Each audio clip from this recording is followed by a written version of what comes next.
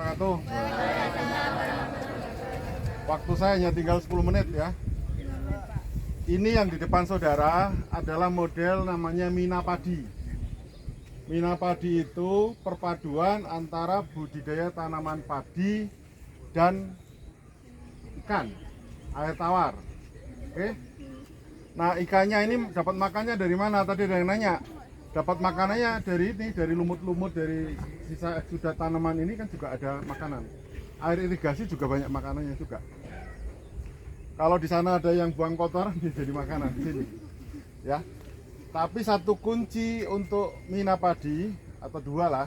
Satu, bahwa air irigasi harus mengalir terus. Ya. Tidak tergenang berhenti, tapi ngalir terus. Ya.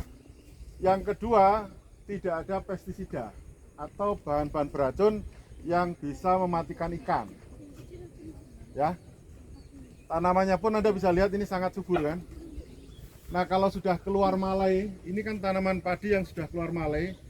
Ini kalau nanti Anda penelitian tanaman padi atau Anda ketemu teman-teman agrotek, kalau sudah keluar malai itu artinya dianggap pertumbuhan vegetatifnya sudah berhenti, berganti dengan generatif ya, untuk pembuahan. Tapi ini sudah berlangsung mungkin kira-kira semingguan ya, kira-kira semingguan. Biasanya polanya tanaman padi itu 25 hari disebar bijinya sampai jadi bibit, kemudian ditanam. Vegetatif itu kira-kira 2 bulan, kemudian untuk generatif kira-kira 1 bulan.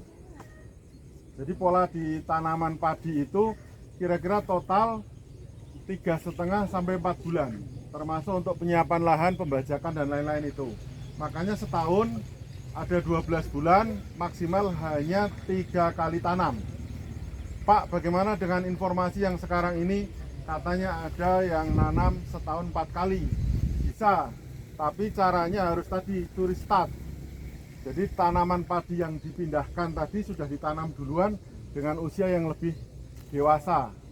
Lalu tanaman ini kan biasanya setelah selesai panen itu kan ada masa bro, pembiaran gitu kan, agar sisa jerami menjadi kompos kira-kira sebulan. Kalau pengen percepatan ya harus langsung diolah untuk nanti tanam lagi gitu ya. Dan ini bagaimana Pak manennya ikan? Biasanya ya manen ikannya berbarengan dengan panennya ini, karena kalau tidak bareng ya nggak bisa. Faktor yang ketiga adalah faktor yang kemarin yang nomor 4, aspek lingkungan, aspek sosial.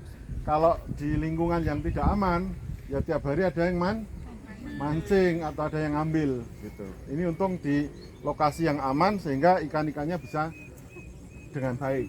Nah, kita akan jalan sedikit ke situ sampai di pohon durian. Sampai di pohon durian kita akan melihat pohonnya aja. Karena duriannya nggak berbuah. Kita akan melihat di sini kenapa adik-adik saya bawa ke sini, bahwa walaupun ada jaringan irigasi, ternyata pemanfaatan lahan tidak selalu tanaman padi. Ini tanaman palawija. Sambil Anda mengingat-ingat atau berdiskusi, ini tanaman apa toh? Ini rumput apa toh? Ya tidak semua saya tahu. Ini juga saya nggak ngerti. Ada yang tahu nggak? Ada juga pola pertanian yang lahan pertanian itu nanti kalau Anda belajar pengendalian hama terpadu, ada tanaman bunga-bungaan yang sengaja ditanam di tepi tanaman pokok. Kenapa? Biar serangganya larinya ke situ, tidak menyerang ke tanaman induk. Jadi bunga bukan hanya di halaman, tapi sekarang juga untuk pengendalian hama. Pak, kok namanya pengendalian bukan pemberantasan? Karena hamanya tetap ada, tapi tertekan dengan sangat efektif di bawah ambang ekonomi gitu. Ya, paham ya?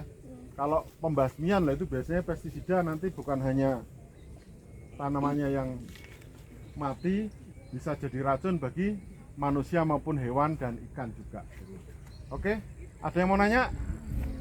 Tidak ada, kita langsung jalan ke situ sebentar terus balik. Anda harus pulang. Oke, silakan jalan sampai pohon itu terus balik lagi ya.